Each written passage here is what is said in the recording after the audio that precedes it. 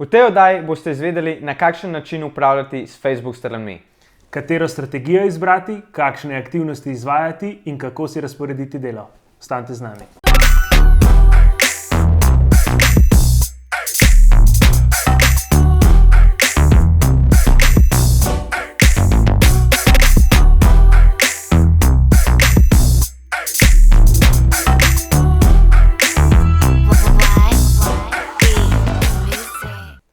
Dober dan v novi oddaji Point Out Weekly. Veseli me, da ste danes z nami. Govorili bomo o uspešnem upravljanju Facebook strani. Prejšnji teden je bila digitalizacija podjetij oziroma izgradnja notranjih digitalnih timov. Tako da, če si niste pogledali, vas vabim, da si pogledate prejšnjo oddajo in pol takoj nazaj skočite v to oddajo. Nejc, bi imel ti kaj povedati za začetek, preden greva v temo? Ja, zdaj ne vem, če ste opazili, ampak imamo neko tako manjšo novo pridobitev in sicer poglejte tole roso. Bile so neke pritožbe, da nimamo najbolj poskrbljen za sam setting, za samo okolje oddaje, tako da nam je partner z podjetja Ideja.si prinesel tole roso, upam, da vam bo všeč. Zdaj mogoče sam to bi še rekel, v bistvu ta logo, ki tukaj vidite, to je bilo narejeno strani Blaža Rata, s katerim veliko sodelujemo pri celostnih grafičnih rešitvah. Tako da to je njegova zasluga, da tale rosa je danes tukaj. Tako da big thanks to Blaž, zdaj pa najboljše, da greva v to oddajo. Hvala, Blaž. In pa današnja tema je, kot sem že prej omenil, upravljanje Facebook strani.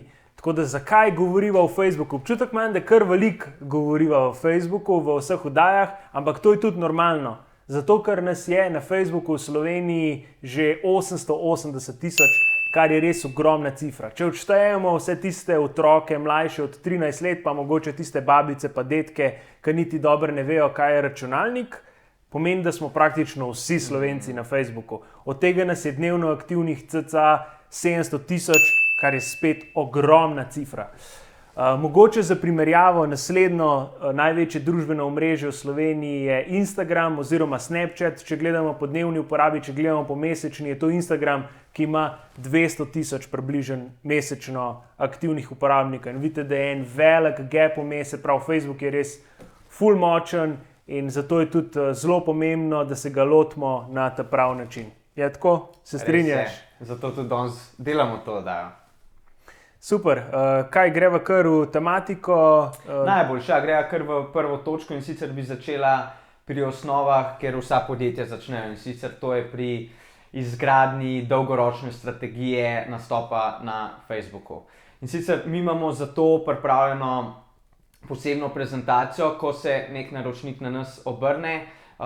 Se pravi, imamo strukturo, po kateri se lotimo zadev. In prva taka zadeva je, da po briefu naročnika, o briefu sva tudi govorila v eni izmed prejšnjih oddaj, po briefu naročnika mi najprej postavimo cilje, kaj želi naročnik sploh doseči oziroma kaj se tudi nam zdi, da je dobro za naročnika. Iz vidika splošnih ciljev in iz vidika KPI-jev, to so ključni kazalniki uspeha, ki so narejeni, da jih lahko zmerimo.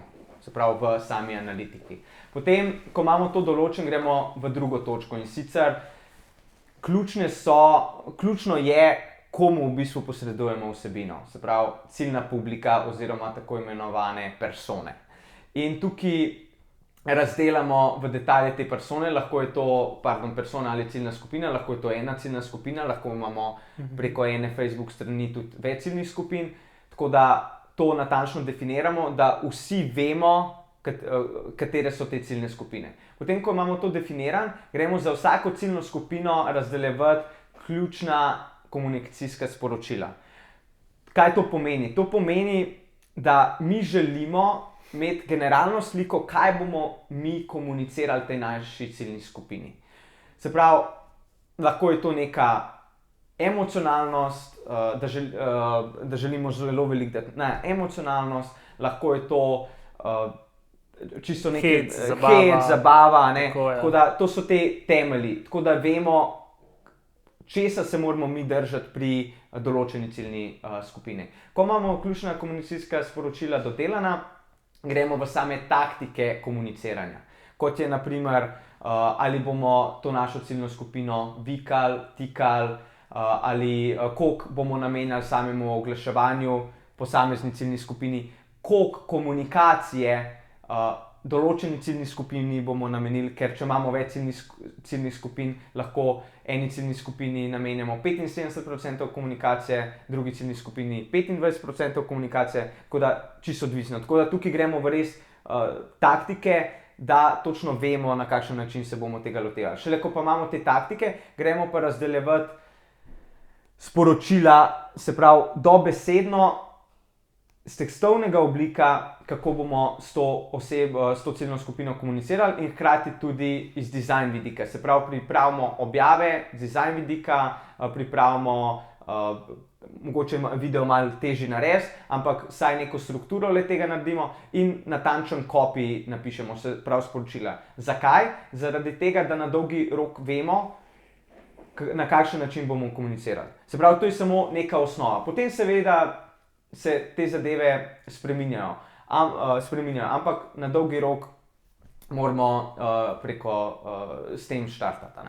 Tako da bi tukaj še kaj dodal, sem kaj pozabil. Ja, res ne bi mogla tega bolj izpostaviti, pa bolj poudariti, da je res ključno, da na začetku naredite neko strategijo za daljši rok, ker se boste potem tudi držali skozi vse aktivnosti, ki jih izvajate na Facebooku. In Nejc je zdaj zelo lepo povedal, res eksaktno po točkah, kako se te zadeve lotiti. In še enkrat poudarjam, res je pomembno, da to naredite, preden začnete z vašimi aktivnostmi na Facebooku, oziroma če zdaj že tečejo, kar verjetno po večini ker itak večino brandov je že na Facebooku in tega nimate, morate danes s tem začeti.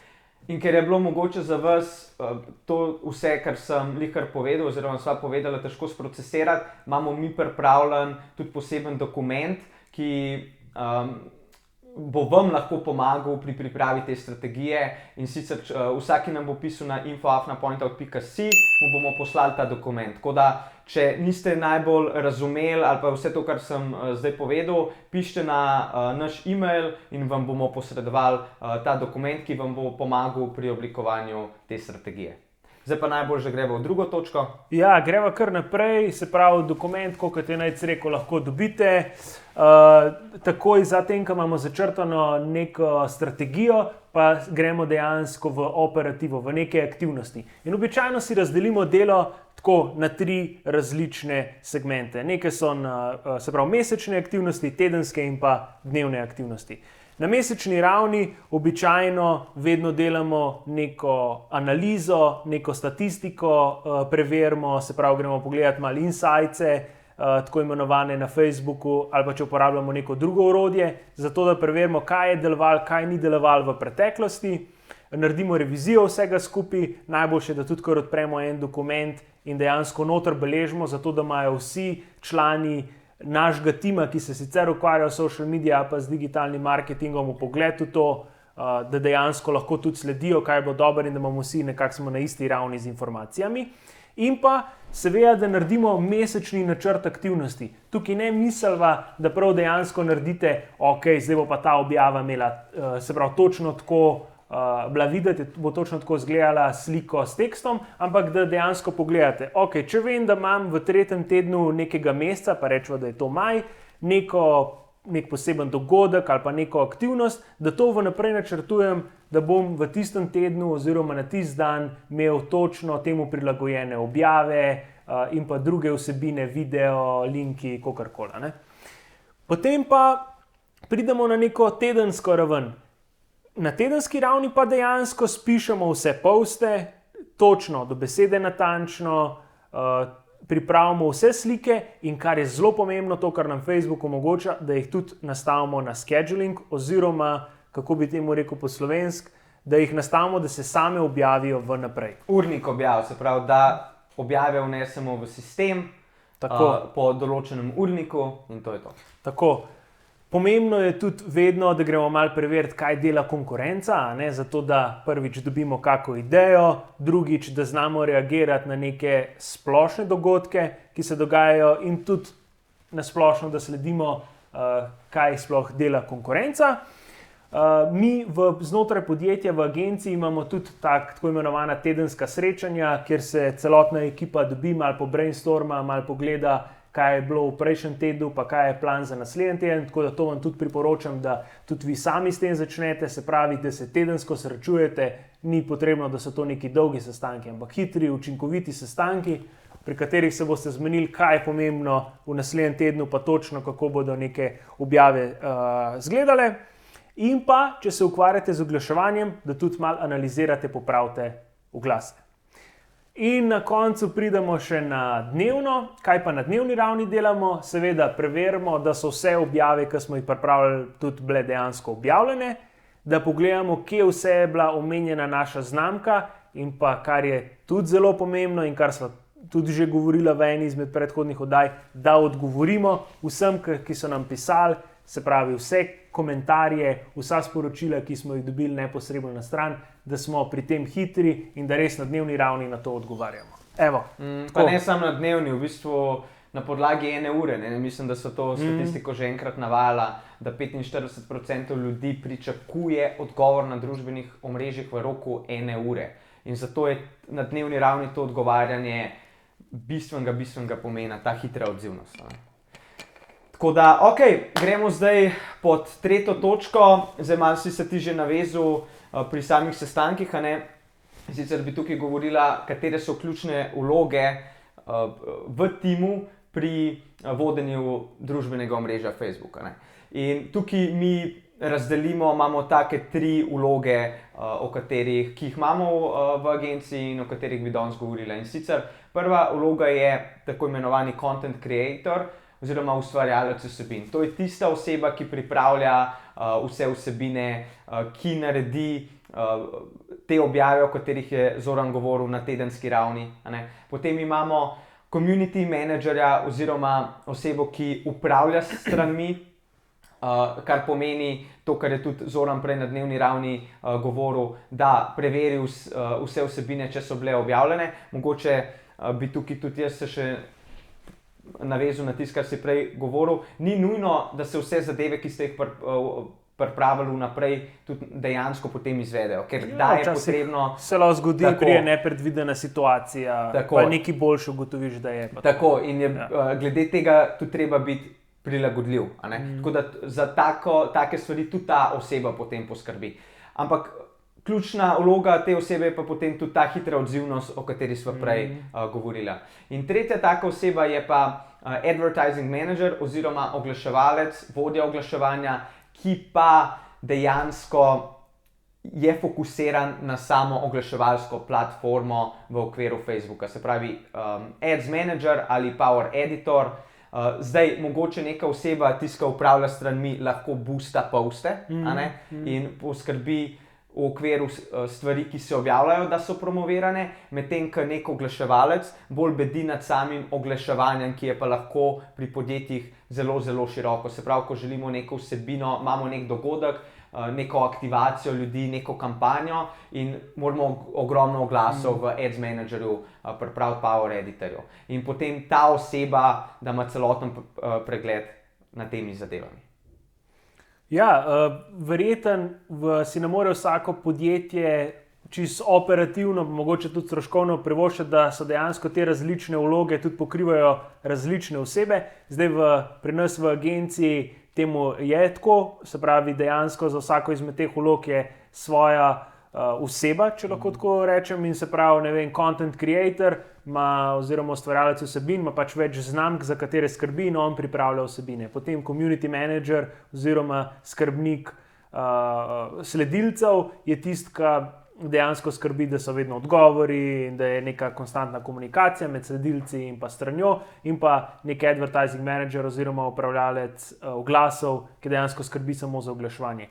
In mogoče še to poudarva, da za tiste prve 2 vloge velikokrat podjetja lahko sama poskrbijo, se pravi sami nekako vodijo Facebook, sami upravljajo s communityjem oziroma skupnostjo, medtem ko tam pri advertisingu, oglaševanju se pa malo ostalo. In to je tudi... Še posebej, če hočeš to dobro izvajati. Če hočeš to dobro, ker to je čisto svoja posebna znanost, je treba precej časa investirati v to In ravno to je področje, za katero se podjetja največkrat odločijo, da outsourcajo oziroma dajo v zunanje izvajanje agencijam. Če greva kar naprej za konkretno pripravo vsebin, je ful pomembno to, da jih pripravljate v skladu z nekimi priporočili, ki jih je tudi Facebook zastavil. Ko rečem to, mislim, da dejansko pripravimo dovolj velike slike, a ne dovolj velike fotografije, da niso premejhne, da tudi ne uploadamo oziroma naložimo prevelikih, pa da imamo tudi ta razmerja pravilno urejena. Če zdaj sem že omenjam slike, naprimer najbolj delujejo do zdaj na Facebooku, so neke kvadratne fotografije. Po zadnjem času, ko so malo spremenili tudi, kako se prikazujejo vse skupaj na newsfeedu, so tudi pokončne, zelo v redu. Ampak to je tisto, se pravi, da sledite dejansko nekim smernicam, pa mogoče lahko damo tudi link do teh nekih smernic, ki jih ima tudi Facebook v svojem help centru oziroma centru za pomoč tudi razloženo. Video, da je uploaden najvišje kakovosti in tako naprej. In pa kar tudi priporočamo in kar sva tudi verjetno večkrat že omenila je, da uporabljate čim več te neke napredne vrste oziroma tipe objav, kot so karusel, kot je slideshow, kot je live video, se pravi canvas in tako naprej. Se pravi, da ste res posvečate tudi tem nekim novitetam, ker to je tisto, kar Facebook tudi potiska v ospredje, ker so neke njegove novitete in želi, da več ljudi tudi vidi tak nek bolj interaktiven tip objav. Še kaj bi jaz pri teh tipih objavah še dodal?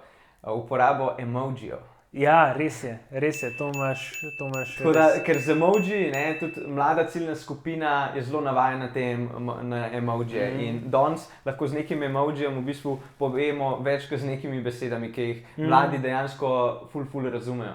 In tudi mi pri naših objavah vedno več uporabljamo te emojije. Pa zakaj so dobri? Zaradi tega, ker bo tudi vaša objava delovala bolj živo, bolj živahna, bo bolj energetska in bo izstopila iz Facebook feeda ven, se pravi same časovnice. Tako da ja, mogoče malo za šalo, malo za res, te emojije. Mogoče se komu zdi smešen, ampak ful priporočam uporabo teh emojijev. Ja. Absolutno, se strinjam. Ok, dajva se še malo bolj dotakniti same uporabe oglaševanja. In sicer, mogoče tukaj ena taka zadeva, pa bom bolj iz vidika zgodbe povedal, veliko potencialnih naročnikov se tudi obrne na nas, da pripravimo strategije in potem, ko jih tudi vprašamo, koliko velik proračun pa imate za sam Facebook, da bomo vsebine tudi dodatno promovirali. Zakaj? Mogoče najprej to odgovorim, zaradi tega, ker je danes reach doseg na Facebooku zelo majhen. Včasih, 5 let nazaj, je bil več kot 50%, danes je pa po 10% v povprečju, 5% in tako naprej. In ja, vi morate dejansko namenjati oglaševalska sredstva tudi za objave, ki jih delate. In ja, potem pridejo k nam potencialni naročniki, jih vprašamo za proračun in rečejo, ja, smo razmišljali o 20-50 evrih. A veste, to danes ni dovolj.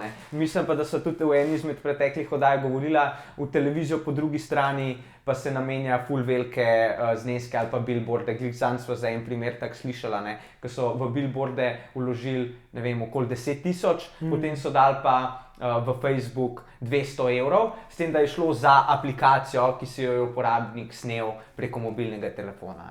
In kje je tukaj povezljivost iz enega offline kanala na mobilno aplikacijo, koliko ljudi bo dejansko odprl tisti moment, ko bo videl billboard, telefon pa zloadal aplikacijo, ali pa če ti klikneš na link na Facebooku in te direktno vodi v sistem za downloadanje te aplikacije. Tako da ta logika, da enostavno je zelo dobro, če se zavedate, da potrebno je namenjati denar tudi na Facebooku za samo oglaševanje in ne budžete ali 20-50 evrov, ampak konkretno 200, 300, 500 evrov, odvisno od naročnika. Mislim, da so o tem tudi že govorila v eni izmed prejšnjih oddaj.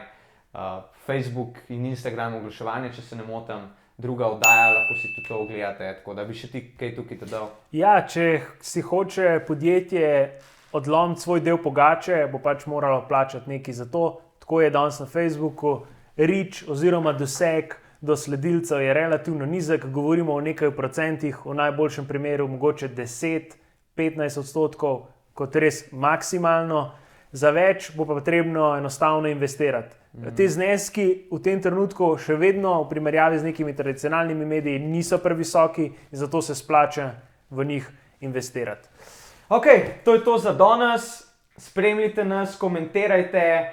Naslednjo oddajo bo pa z nami ponovno gostja in sicer Maja Voje, ki je growth hackerka, mogoče nek izraz, ki ga še niste toliko zasledili v tej digitalnem marketingu. Imamo slovenski izraz za to, growth hacker. Imamo, ampak bova to po moje z Majo v naslednji oddaji povedala, tako da se vidimo naslednjič. Ok, dio.